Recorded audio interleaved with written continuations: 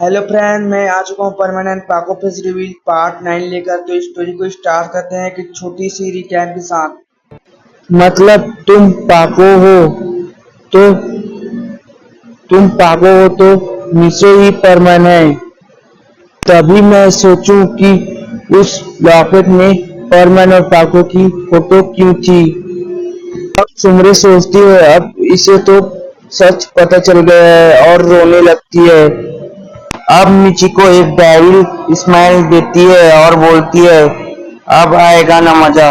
अब स्टोरी के आगे देखते हैं। अब हमें सीन चेंज होकर मिस्रो का सीन दिखाया जाता है, जो बहुत परेशान लग रहा होता है और अपने रोबोट से बात कर रहा होता है और कह रहा होता है कि अब हम क्या करें, रोबोट कैसे खो गई सुमरी, अब हम इसको कैसे बचा सकते हैं। फिर से सीन चेंज होता है, हमें दिखाया जाता है एक खंडर जहाँ पर मिचिको ने सुमरी को छुपा कर रखा था।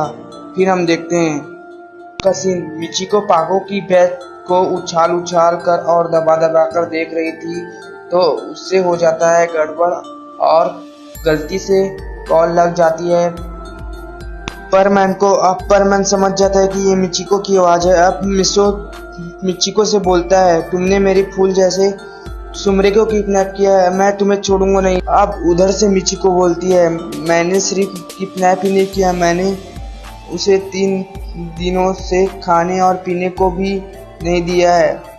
रुको, मैं तुम्हें उसकी आवाज़ सुनाती हूँ। अब मिचिको सुमरे को एक लात मारती है। सुमरे चिल्लाती है मिस्रो मुझे बचाओ। मिस्रो का दिल दहल उठता है सुमरे की चिल्लाने की आवाज़ सुनकर। अब सुमरे रोते हुए बोल रही थी मिस्रो मिस्रो। अब मिस्रो मिचिको से बोलता है मैं तुम्हें छोड़ूंगा नहीं। अब मिचिको को भी पता नहीं था कि परमैन के बैच में एक और टेक्निक होती है, ट्रेसिंग डिवाइस, जिसकी मदद से कॉल किया गया लोकेशन को ट्रेस किया जा सकता था।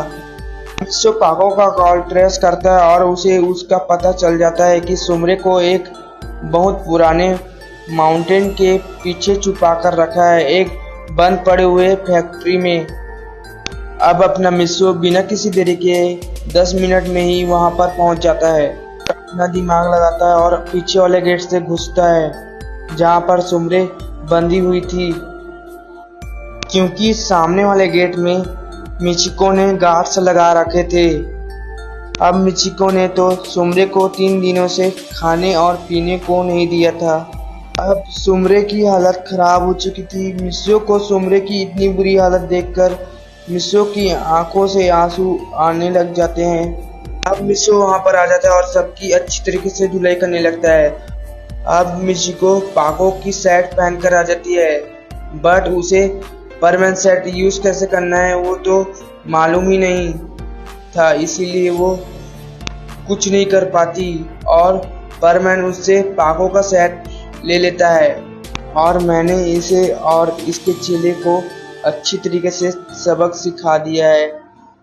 अब तुम जब भी ठीक हो जाओ तब पाको बनकर इन्हें धूल चटाना। अब यहाँ पर मिस्रो भी रो रहा होता है।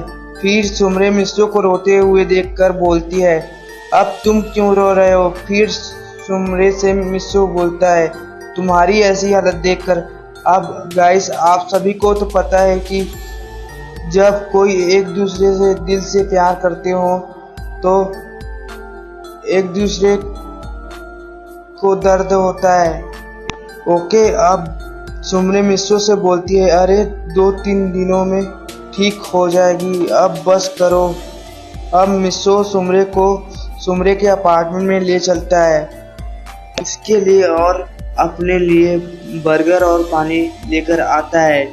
अब हमें सीन दिखाया जाता है, ये सब कोई देख रहा होता है।